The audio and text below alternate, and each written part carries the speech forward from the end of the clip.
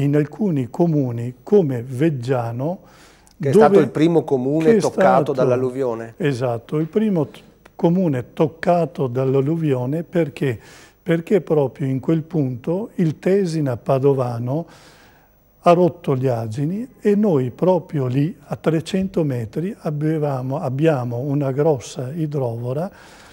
Io dico grossa perché ha una funzione molto importante, solleva 6.000 litri d'acqua in quel territorio al secondo e li immette nel Tesina padovano, Tesina che poi confluisce nel Bacchiglione.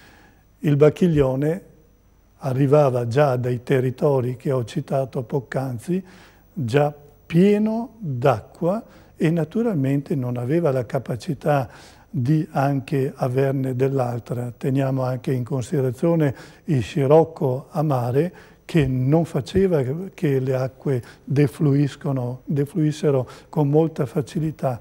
Perciò tutte queste situazioni hanno fatto sì che proprio in territorio di Veggiano, Trambacche, dove oltre a quella idrovora ne abbiamo anche un'altra a Lissaro, accadessero queste situazioni.